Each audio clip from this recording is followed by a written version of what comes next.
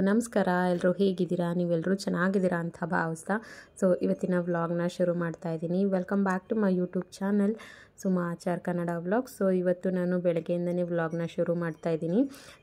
ಇವತ್ತು ತಿಂಡಿಗೆ ಬೆಂಡೆಕಾಯಿ ಪಲ್ಯ ಮಾಡೋಣ ದೋಸೆ ಜೊತೆಗೆ ಅಂತ ಹೇಳ್ಬಿಟ್ಟು ಇದನ್ನು ನೈಟೇ ನಾನು ಎಲ್ಲ ವಾಶ್ ಮಾಡಿ ಇಟ್ಟಿದ್ದೆ ಬೆಂಡೆಕಾಯಿನ. ಏಕೆಂದರೆ ಬೆಂಡೆಕಾಯಿ ತೊಳೆದ್ಮೇಲೆ ಸ್ವಲ್ಪ ಅದು ನೀರೆಲ್ಲ ಚೆನ್ನಾಗಿ ಡ್ರೈ ಆಗಿರಬೇಕು. ಹಾಗಾಗಿ ಅದನ್ನು ನೈಟಲ್ಲೇ ತೊಳೆದಿಟ್ರೆ ಸ್ವಲ್ಪ ನೀರೆಲ್ಲ ಚೆನ್ನಾಗಿ ಡ್ರೈ ಆಗಿರುತ್ತೆ. ಆನಂತರ ಈಸಿಯಾಗಿ ಮಾಡ್ಕೋಬೋದು. ಸುಮ್ಮನೆ ಬಟ್ಟೆಲೆಲ್ಲ ಒರೆಸೋಂಥ ಇದಿರಲ್ಲ ಅಂದ್ಬಿಟ್ಟು ನಾನು ನೈಟೇ ಎಲ್ಲ ಕ್ಲೀನಾಗಿ ವಾಶ್ ಮಾಡಿ ಇಟ್ಟಿದ್ದೆ. ಹಾಗೆ ನೆನೆನೆ ದೋಸೆಗೆಲ್ಲ ನೆನೆಸಿ ರುಬ್ಬಿಟ್ಟಿದ್ದೆ. ನೋಡ್ಬೋದು ಎಷ್ಟು ಚೆನ್ನಾಗಿ ಪರ್ಮೆಂಟೇಷನ್ ಆಗಿದೆ.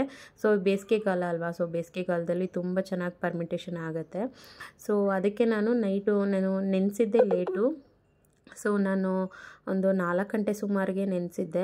ಅದಾದಮೇಲೆ ನಾನು ಒಂದು 10 ಗಂಟೆ ಸುಮಾರಿಗೆ ರುಬ್ಬಿಟ್ಟಿದ್ದು. ನನಗೆ ನೆನಪೇ ಇರಲಿಲ್ಲ ಅದು ನೆನೆಸ್ಬೇಕು ಅಂತ. ಬೇರೆ ಕೆಲಸಗಳಲ್ಲೆಲ್ಲ ಬ್ಯುಸಿ ಆಗಿಬಿಟ್ಟು ಅದು ನೆನಪಾಗಿರಲಿಲ್ಲ. ಸರಿ ಅಂದ್ಬಿಟ್ಟು ಒಂದು 4 ಗಂಟೆ ಸುಮಾರಿಗೆ ನಾನು ನೆನೆಸಿ ಇಟ್ಟಿದ್ದಂಥದ್ದು. ಇವಾಗ ಹಾಗೆ ಸ್ವಲ್ಪ ಸಬ್ಜ ಬೀಜನೂ ನೆನೆಸಿಟ್ಟಿದ್ದೀನಿ. ಈಗಂತೂ ತುಂಬ ಬಿಸಿಲಿದೆ ಅಲ್ವಾ, ಇದು ತುಂಬಾ ಆರೋಗ್ಯಕ್ಕೆ ಒಳ್ಳೆಯದು ಮತ್ತು ಬಾಡಿನ ತುಂಬ ತಂಪಾಗಿ ಇಡುತ್ತೆ. ಹಾಗಾಗಿ ಡೈಲಿ ಸಬ್ಜಾ ಬೀಜ ತೊಗೋತಾ ಇದ್ದೀನಿ. ಇದು ಮತ್ತು ಪರ್ಮೆಂಟೇಷನ್ ಏನಾಗಿತ್ತು, ಅದರಲ್ಲಿ ಸ್ವಲ್ಪ ಹಿಟ್ಟನ್ನು ನಾನು ಸಪ್ರೇಟಾಗಿ ಎತ್ತಿಟ್ಕೊಂಡು ಇವಾಗ ತಿಂಡಿಗೆ ಎಷ್ಟು ಬೇಕೋ ಅಷ್ಟು ಮಾತ್ರ ನಾನು ಸಾಲ್ಟ್ ಹಾಕ್ಕೊಂಡು ಮಿಕ್ಸ್ ಮಾಡ್ಕೋತೀನಿ. ನಾನು ಎಲ್ಲದಕ್ಕೂ ಕೂಡ ಸಾಲ್ಟ್ ಹಾಕೋದಿಲ್ಲ. ನನಗೆ ಅವಶ್ಯಕತೆ ಎಷ್ಟಿದೆಯೋ ಆ ಟೈಮ್ಗೆ ಎಷ್ಟು ಬೇಕೋ ಅಷ್ಟು ಮಾತ್ರ ನಾನು ಸಾಲ್ಟ್ ಹಾಕ್ಕೊಂಡು ಹಾಕ್ಕೊತೀನಿ. ಮಿಕ್ಕಿದ್ದು ಸಾಲ್ಟ್ ಹಾಕೋಕ್ಕೆ ಮುಂಚೆನೇ ಸ್ವಲ್ಪ ಬಾಕ್ಸಲ್ಲಿ ಎತ್ತಿಟ್ಬಿಟ್ಟಿರ್ತೀನಿ. ಏಕೆಂದರೆ ಇನ್ನೊಂದು ದಿನ ದೋಸೆಗೆ ತಿಂಡಿಗಾಗತ್ತೆ ಅನ್ನೋದಷ್ಟೇ. ಹಾಗಾಗಿ ನಾನೀಗ ಒಂದು ಬಾಕ್ಸಿಗೆ ಎತ್ತಿಡ್ತಾ ಇದ್ದೀನಿ. ಅದಕ್ಕೂ ಮುಂಚೆ ನಾನು ಪರ್ಮೆಂಟೇಷನ್ ಆಗಿರೋದನ್ನು ಚೆನ್ನಾಗಿ ಮಿಕ್ಸ್ ಮಾಡ್ಕೋತಾ ಇದ್ದೀನಿ.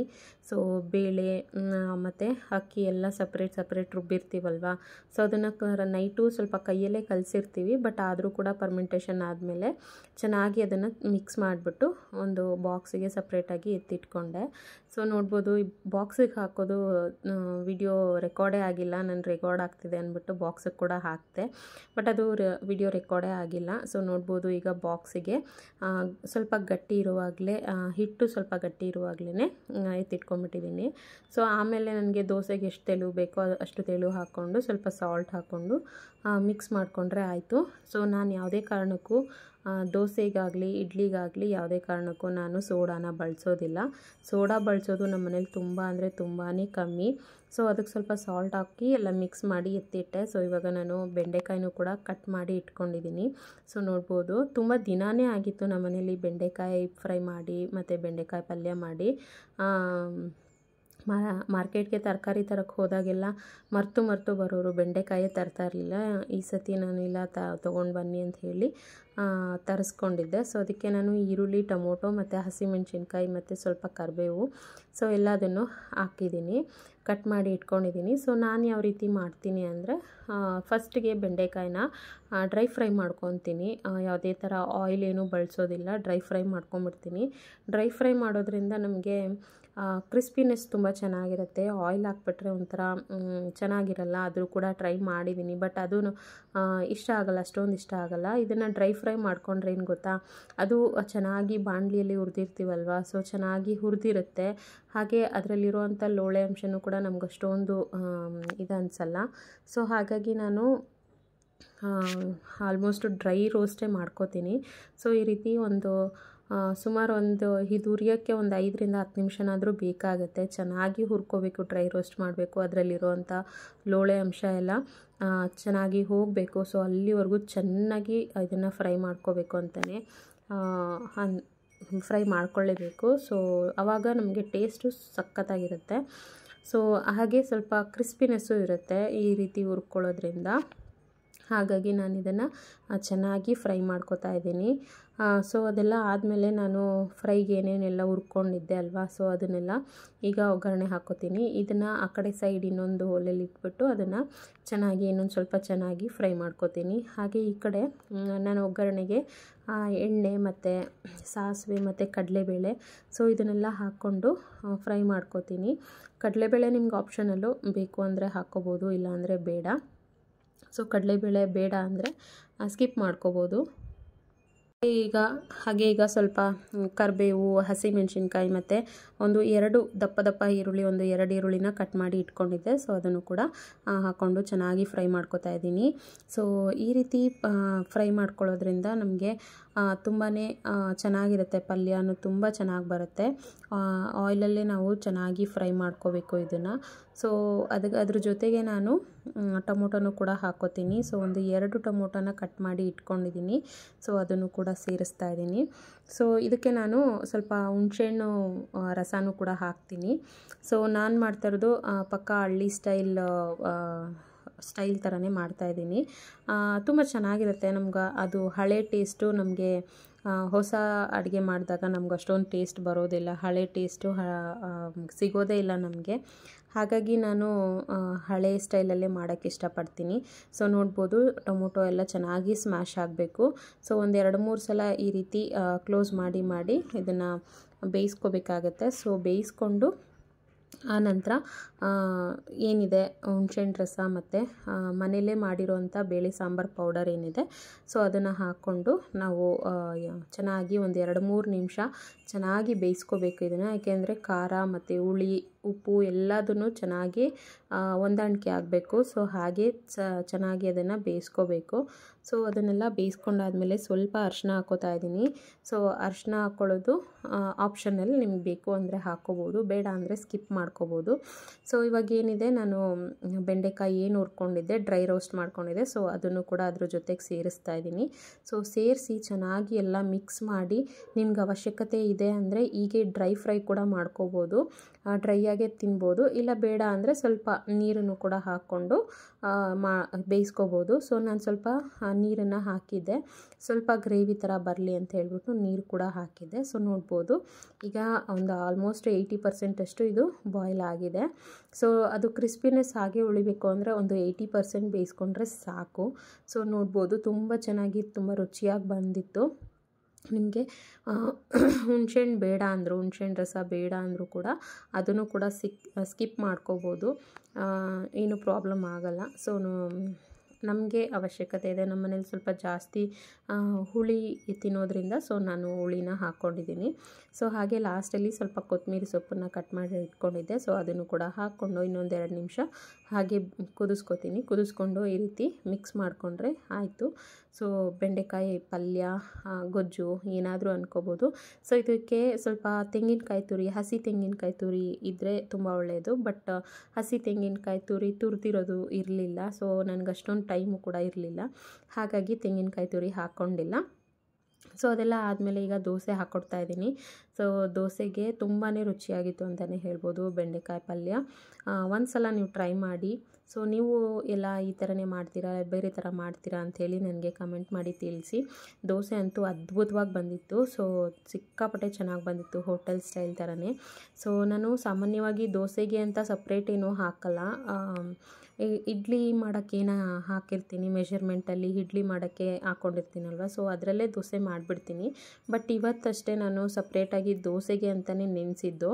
ಬಟ್ ದೋಸೆ ಅಂತೂ ಸಖತ್ತಾಗಿ, ಸೊ ಮಸಾಲೆ ದೋಸೆ ಬಂದಂಗೆ ಬಂತು. ಸಿಕ್ಕಾಪಟ್ಟೆ ಖುಷಿಯಾಗೋಯಿತು ನನಗೆ. ಸೊ ಎಷ್ಟು ಚೆನ್ನಾಗಿ ಬಂತು, ಬೆಂಡೆಕಾಯಿ ಪಲ್ಯ ಜೊತೆ ಸಖತ್ತಾಗಿತ್ತು. ಸೊ ಇವಾಗ ಇಬ್ರಿಗೂ ತಿಂಡಿನ ಹಾಕ್ಕೊಡ್ತಾಯಿದ್ದೀನಿ. ಹಾಗೆ ನಾನು ಸ್ವಲ್ಪ ತಿಂಡಿ ಎಲ್ಲ ತಿಂದ್ಬಿಟ್ಟು ಇನ್ನೇನು ಯುಗಾದಿ ಹಬ್ಬ ಬಂತಲ್ವ, ಸೊ ಸಿಂಪಲ್ಲಾಗಿ ಸ್ವಲ್ಪ ಮನೆಯೆಲ್ಲ ಕ್ಲೀನ್ ಮಾಡ್ಕೊಳ್ಳೋಣ ಅಂತ ಹೇಳ್ಬಿಟ್ಟು ಮಾಡ್ತಾಯಿದ್ದೀನಿ. ಸೊ ತಿಂಡಿ ಎಲ್ಲ ತಿಂದ್ಬಿಟ್ಟು ನಾನು ಕೂಡ ಇವಾಗ ಸ್ವಲ್ಪ ಮನೆ ಕೆಲಸ ಎಲ್ಲ ಮಾಡ್ಕೋಬೇಕು. ಇವಾಗ ಸದ್ಯಕ್ಕೆ ನಾನೇನು ಡೀಪ್ ಕ್ಲೀನಿಂಗ್ ಅಂತ ಏನೂ ಮಾಡ್ತಾಯಿಲ್ಲ. ಲಾಸ್ಟು ಜನವರಿ ತಿಂಗಳಲ್ಲಿ ಹೋಮ್ ಶಕ್ತಿಗೆಲ್ಲ ಹೋದಾಗ ಡೀಪ್ ಕ್ಲೀನಿಂಗ್ ಎಲ್ಲ ಮಾಡಿದ್ನಲ್ವ, ಸೊ ಇವಾಗ ಸ್ವಲ್ಪ ಹಾಗೆ ಜಸ್ಟ್ ಧೂಳೆಲ್ಲ ತಕ್ಕೊಂಡು ಮಾಡ್ಕೊಳ್ಳೋಣ ಅಂತ ಅಷ್ಟೇ. ಸೊ ಸಿಂಪಲಾಗಿ ಮಾಡ್ಕೋತಾ ಇದ್ದೀನಿ. ಸೊ ನನ್ನ ಮಗನೂ ಅವನಿಗೆ ಸ್ಕೂಲಿತ್ತು, ಬಟ್ ಅವನು ಸ್ಕೂಲ್ಗೆ ಹೋಗಲ್ಲ ಅಂಥೇಳಿ ಮನೆಯಲ್ಲೇ ಉಳ್ಕೊಂಡ. ಲಾಸ್ಟ್ ಡೇ ಸ್ಕೂಲಿತ್ತು, ಎಕ್ಸಾಮ್ ಎಲ್ಲ ಮುಗ್ದಿತ್ತು, ಬಟ್ ಸ್ಕೂಲ್ಗೆ ಹೋಗಲ್ಲ ಅಂಥೇಳಿ ಮನೆಯಲ್ಲೇ ಉಳ್ಕೊಂಡಿದ್ದ. ಸರಿ ಅವನಿಗೆ ತಿಂಡಿ ಎಲ್ಲ ಹಾಕ್ಕೊಟ್ಟು, ನಮ್ಮ ಮನೆಯವ್ರಿಗೆ ತಿಂಡಿ ಎಲ್ಲ ಹಾಕ್ಕೊಟ್ಟು, ಸೊ ಫೈನಲಿ ನಾನು ತಿಂಡಿ ಎಲ್ಲ ಹಾಕ್ಕೊಂಡು ತಿಂದುಬಿಟ್ಟು ಈಗ ಕೆಲಸ ಶುರು ಮಾಡ್ಕೊಂಡಿದ್ದೀನಿ. ಸೊ ಈ ವಿಡಿಯೋದಲ್ಲಿ ಸ್ವಲ್ಪ ಅಷ್ಟೇ ನಾನು ಕ್ಯಾಪ್ಚರ್ ಮಾಡ್ಕೊಂಡಿದ್ದೀನಿ ಏನು ಕ್ಲೀನಿಂಗ್ ಮಾಡ್ತಾಯಿದ್ದೀನಿ ಅಂತ. ಸೊ ಇವಾಗ ಟಿ ವಿ ಶೋಕೇಶ್ ಎಲ್ಲ ಏನಿತ್ತು, ಸೊ ಅದನ್ನೆಲ್ಲ ಕ್ಲೀನ್ ಮಾಡ್ಕೋತಾ ಇದ್ದೀನಿ. ಸ್ವಲ್ಪ ಧೂಳಾಗಿತ್ತು ಅಷ್ಟೇ. ಸೊ ಅದನ್ನು ಹಾಗೆ ಸ್ವಲ್ಪ ನೀರು ಬಟ್ಟೆ ತ್ಯಾವ ಮಾಡಿಕೊಂಡು ಹಾಗೆ ಸಿಂಪಲ್ಲಾಗಿ ಒರೆಸ್ಕೊತಾ ಇದ್ದೀನಿ. ಬಟ್ ಡೀಪ್ ಕ್ಲೀನಿಂಗ್ ಅಂತ ನಾನು ಅಡುಗೆ ಮನೆ ಆಗಲಿ ಏನೇ ಆಗಲಿ ಡೀಪ್ ಕ್ಲೀನಿಂಗ್ ಅಂತ ಏನೂ ಮಾಡ್ತಾಯಿಲ್ಲ, ಜಸ್ಟ್ ಹಾಗೆ ಸಿಂಪಲ್ಲಾಗಿ ಒರೆಸ್ಕೊತಾ ಇದ್ದೀನಿ. ಸೊ ಇವಾಗ ಅದೇ ಹೇಳಿದ್ನಲ್ವ, ಲಾಸ್ಟು ಜನವರಿ ತಿಂಗಳಲ್ಲಿ ಮಾಡಿದ್ದೆ ಎಲ್ಲನೂ. ಸೊ ಅದಕ್ಕೆ ಇವಾಗ ಜಾಸ್ತಿ ಏನೋ ಅಷ್ಟೊಂದು ಕ್ಲೀನ್ ಅಂತ ಏನೂ ಮಾಡ್ತಾಯಿಲ್ಲ, ಸಿಂಪಲ್ಲಾಗಿ ಮಾಡ್ಕೊತಾ ಇದ್ದೀನಿ. ಸೊ ಹಾಗೆ ಅಲ್ವಾ, ಕ್ಲೀನ್ ಮಾಡುವಾಗಲೇ ನಮ್ಗೆ ಏನೇನು ಬೇಡ ಏನೇನು ಬೇಕು ಎಲ್ಲ ಸಿಗೋದು. ಯಾವುದ್ಯಾವುದೋ ಮೂಲೆಯಲ್ಲಿ ಏನೇನೋ ಬಿಸಾಕಿರ್ತೀವಿ, ಯಾವುದ್ಯಾವುದೋ ಟೆನ್ಷನಲ್ಲಿ ಏನೇನೋ ಬಿಸಾಕಿರ್ತೀವಿ. ಸೊ ಈ ಟೇಬಲ್ ಮೇಲಂತೂ ನಾನು ಎಷ್ಟೇ ಕ್ಲೀನ್ ಮಾಡಿದ್ರೂ, ಸೊ ಸಿಂಪಲ್ಲಾಗಿ ಅಂದರೂ ನಾನು ವಾರದಲ್ಲಿ ಮನೆ ಕ್ಲೀನ್ ಮಾಡ್ಕೊಳ್ಳುವಾಗ ಸಣ್ಣ ಪುಟ್ಟ ಅಲ್ಲಲ್ಲೇ ಎತ್ತಿಟ್ಟಿರ್ತೀನಿ. ಮತ್ತು ನೆಕ್ಸ್ಟ್ ಡೇಗೆ ಅದಷ್ಟೇ ಇರುತ್ತೆ ಒಂದು ಇದ್ರ ಮೇಲೆ ಟೇಬಲ್ ಮೇಲೆ. ಸೊ ಹಂಗಾಗಿ ನಾನು ಕೆಲವೊಂದು ಸಲ ಬೇಜಾರಾಗಿ ಬಿಟ್ಟಿರ್ತೀನಿ. ಅದು ಎಷ್ಟು ಕ್ಲೀನ್ ಮಾಡಿದ್ರು ಮತ್ತು ಹಂಗೆ ಮಾಡ್ತಿರ್ತಾರೆ ಅಂಥೇಳಿ ಅದನ್ನು ಹಾಗೆ ಬಿಟ್ಬಿಟ್ಟಿರ್ತೀನಿ. ಸೊ ಅದನ್ನೆಲ್ಲ ಇವಾಗ ಕ್ಲೀನಾಗಿ ಮಾಡ್ಕೋತಾ ಇದ್ದೀನಿ. ಸೊ ಹಾಗೆ ಇನ್ನು ದೇವ್ರ ಸಾಮಾನು ಕೂಡ ತೊಳಿಬೇಕು. ಸೊ ದೇವ್ರ ಮನೆಯೆಲ್ಲ ಕ್ಲೀನ್ ಮಾಡ್ಕೋಬೇಕು. ಸೊ ದೇವ್ರ ಮನೆಯೆಲ್ಲ ಕ್ಲೀನ್ ಮಾಡಿಕೊಂಡು ನೆಕ್ಸ್ಟ್ ಹಬ್ಬಕ್ಕೆಲ್ಲ ರೆಡಿ ಮಾಡ್ಕೋಬೇಕು. ಸೊ ಹಾಗಾಗಿ ಎಲ್ಲನೂ ಬೇಗ ಮಾಡ್ಕೋತಾ ಇದ್ದೀನಿ. ಸೊ ಇಲ್ಲಿ ನಾನು ಸ್ವಲ್ಪ ಫಾಸ್ಟ್ ಫಾರ್ವರ್ಡ್ ಮಾಡಿದ್ದೀನಿ, ಏಕೆಂದರೆ ನಿಮಗೂ ಕೂಡ ಬೇಜಾರಾಗಬಾರ್ದು ಅಂತ. ಸೊ ನಾನು ಕೆಲಸ ಮಾಡಬೇಕಾದ್ರೆ ಟಿ ವಿ ಇರಲೇಬೇಕು. ಸಾಂಗ್ ಅಂತೂ ಬರಲ್ಲ, ಸೊ ಸಾಂಗ್ಸ್ ಚಾನಲ್ ಅಂತೂ ನಮ್ಮ ಟಿ ವಿಯಲ್ಲಿ ಬರಲ್ಲ. ಸೊ ಅಟ್ಲೀಸ್ಟು ಫಿಲಮ್ಗಳು ಬರ್ತಿರ್ತಾರಲ್ಲ, ಸೊ ಫಿಲಮ್ ಆದರೂ ನೋಡೋಣ ಅಂತೇಳ್ಬಿಟ್ಟು ಸೊ ಫಿಲಮ್ ಬರ್ತಾಯಿತ್ತು. So film Rama Bama film. So ತುಂಬ ಚಿಕ್ಕ ಹುಡುಗಿಯಲ್ಲಿ ನಾನು ಫಸ್ಟು ನೋಡಿದಂಥ ಫಿಲಮ್ ಇದು. ಸೆಕೆಂಡ್ ನೋಡಿದಂಥ ಫಿಲಮು. ಫಸ್ಟು ಫಿಲಮ್ ನಾನು ನೋಡಿದ್ದು ಚಂದ್ರ ಚಕೋರಿ ಫಿಲಮು. ತುಂಬ ಚೈಲ್ಡ್ಹುಡ್ಡಲ್ಲಿದ್ದಾಗ ನಾನು ಚಂದ್ರ ಚಕೋರಿ ಫಿಲಮ್ನ ಫಸ್ಟು ನೋಡಿದ್ದು. ಸೊ ಅದಾದಮೇಲೆ ನಾನು ಥಿಯೇಟ್ರಿಗೆ ಹೋಗಿ ನೋಡಿದ್ದು ಅಂದರೆ ರಾಮ ಬಾಮ. ಸೊ ಅದೊಂದು ಮೆಮೋರಿ. ಆ ಫಿಲಮ್ ಬಂದಾಗೆಲ್ಲ ನಮಗೆ ಹಳೇದೆಲ್ಲ ನೆನಪಾಗ್ತಾ ಇರುತ್ತೆ. ಸೊ ಚಂದ್ರ ಚಕೋರಿನೂ ಅಷ್ಟೇ, ಫಸ್ಟು ನಾನು ಥಿಯೇಟ್ರಿಗೆ ಹೋಗಿ ನೋಡಿದ್ದು ಅಂದರೆ ಚಂದ್ರ ಚಕೋರಿ. ಸೊ ತುಂಬ ಚೆನ್ನಾಗಿದೆ ಫಿಲಮ್ ಅದು. ಸೊ ಅದು ಕೂಡ ಅಷ್ಟೇ, ಇವತ್ತಿಗೂ ಬಂದರೂ ಕೂಡ ಅದನ್ನು ಅಷ್ಟೇ ಎಕ್ಸೈಟ್ಮೆಂಟಲ್ಲಿ ನೋಡ್ತೀನಿ. ಹಾಗೆ ಇವತ್ತು ರಾಮ ಬಾಮ ಫಿಲಮ್ ಬರ್ತಾಯಿತ್ತು ರಮೇಶ್ ಅವ್ರದ್ದು. ಸೊ ಅದನ್ನು ನೋಡಿಕೊಂಡು ಸಖತ್ ಕಾಮಿಡಿ ಇರುತ್ತೆ ಅದರಲ್ಲಿ. ಸೊ ಹಾಗಾಗಿ ತುಂಬ ಇಷ್ಟ ಆಗುತ್ತೆ. ಸೊ ಇವತ್ತಿಗೂ ಕೂಡ ಆ ಒಂದು ಇದನ್ನು ನೋಡಿಕೊಂಡು ಕೆಲಸ ಮಾಡ್ಕೋತಾ ಇರ್ತೀನಿ. ಸೊ ಹಾಗೆ ಕೆಳಗಡೆ ಏನಿದೆ ಐಟಮ್ಸು, ಸೊ ಅದೆಲ್ಲ ನಾನು ಸ್ವಲ್ಪ ಏನು ಟೈಲರಿಂಗ್ ಮಾಡ್ತಾಯಿದ್ದೆ. ಸೊ ಅದ್ರದ್ದು ಬಟ್ಟೆ ಎಲ್ಲ ಅಲ್ಲಿದೆ. ನಮ್ಮಮ್ಮನ ಸ್ವಲ್ಪ ಸೀರೆಗಳು ತುಂಬ ಇದೆ ಎಲ್ಲನೂ. ಹಾಗಾಗಿ ಬ್ಯಾಗಲ್ಲಿ ಕಟ್ಟಿ ಹಾಗೆ ಇಟ್ಬಿಟ್ಟಿದ್ದೀನಿ. ಏಕೆಂದರೆ ಈ ಮನೆ ಸ್ವಲ್ಪ ನಮಗೆ ಚಿಕ್ಕದಾಗ್ತಾ ಇರೋದ್ರಿಂದ ಸ್ವಲ್ಪ ಬಟ್ಟೆಗಳೆಲ್ಲ ಇಡೋಕ್ಕೆ ಸ್ವಲ್ಪ ಸ್ಪೇಷಿಯಸ್ಸಾಗಿ ಜಾಗನೇ ಸಾಕಾಗ್ತಾಯಿಲ್ಲ ನಮಗೆ. ಈ ರೀತಿ ಬ್ಯಾಗಲ್ಲಿ ಕಟ್ಟಿ ಇಟ್ಕೊಳ್ಳೋಂಗೆ ಥರ ಆಗಿದೆ. ಸೊ ಒಂದೇ ವಾರ್ಡ್ರೋಬ್ ಇರೋದ್ರಿಂದ ಒಂದೇ ರೂಮು. ಫಸ್ಟ್ ಆದರೆ ಡಬಲ್ ಬೆಡ್ರೂಮ್ ಇತ್ತು. ಸೊ ಡಬಲ್ ಬೆಡ್ರೂಮಲ್ಲಿ 2 ಕಡೆ ವಾರ್ಡ್ರೋಬ್ ಇತ್ತು. ಸೊ ಹೇಗೋ ಮ್ಯಾನೇಜ್ ಆಗ್ತಾಯಿತ್ತು. ಬಟ್ ಇಲ್ಲಿ ಈ ಮನೆಯಲ್ಲಿ ಸ್ವಲ್ಪ ಒಂದೇ ಬೆಡ್ರೂಮ್ ಇರೋದ್ರಿಂದ ಒಂದೇ ವಾರ್ಡ್ರೋಬ್ ಇದೆ. ಸೊ ಎಲ್ಲೂ ಕೂಡ ನನ್ನ ಬಟ್ಟೆಗಳನ್ನ ಸ್ಪೇಷಿಯಸ್ಸಾಗಿ ಇಡೋಕ್ಕೆ ಆಗ್ತಾಯಿಲ್ಲ. ಸೊ ಹಾಗಾಗಿ ನಾನು ಎಲ್ಲ ಈ ರೀತಿ ಹೊಸ ಸೀರೆಗಳೆಲ್ಲ ಈ ರೀತಿ ಬ್ಯಾಗಿಗೆ ಹಾಕಿ ಇಲ್ಲೇ ಇಟ್ಕೊಂಡಿದ್ದೀನಿ. ಸೊ ನೋಡ್ಬೋದು ಫೈನಲಿ ಈ ರೀತಿ ರೆಡಿ ಆಯಿತು. ಸೊ ಈ ರೀತಿ ಸಣ್ಣ ಪುಟ್ಟ ಎಲ್ಲ ಸಿಂಪಲ್ಲಾಗಿ ಕ್ಲೀನ್ ಮಾಡ್ಕೋತಾ ಇದ್ದೀನಿ. ಹಾಗೆ ಮನಿ ಪ್ಲ್ಯಾಂಟು ಕೂಡ ಚೆನ್ನಾಗಿ ಬರ್ತಾಯಿತ್ತು. ಬಟ್ ಈಗ ಸ್ವಲ್ಪ ಬಿಸಿಲೆಲ್ಲ ಜಾಸ್ತಿ ಆದಮೇಲೆ ಬೇಸಿಗೆಯಲ್ಲಿ ಅಲ್ಲಲ್ಲೇ ಒಂದು ಎಲೆ ಒಣಗ್ತಾ ಹೋಗ್ತಾ ಇದೆ, ಏಕೆಂದರೆ ಬಿಸಿಲಲ್ವಾ. ಸೊ ಹಾಗೆ ಸ್ನೇಹಿತರೆ, ಈ ವಿಡಿಯೋ ಇಷ್ಟೇ. ಸೊ ಈ ವಿಡಿಯೋ ಏನಾದರೂ ನಿಮಗೆ ಸ್ವಲ್ಪನಾದರೂ ಇಷ್ಟ ಆಗಿದರೆ ಪ್ಲೀಸ್ ಸಬ್ಸ್ಕ್ರೈಬ್ ಮಾಡಿಕೊಂಡು ವಿಡಿಯೋ ನೋಡಿ. ಥ್ಯಾಂಕ್ ಯು ಸ್ನೇಹಿತರೆ, ಬಾಯ್.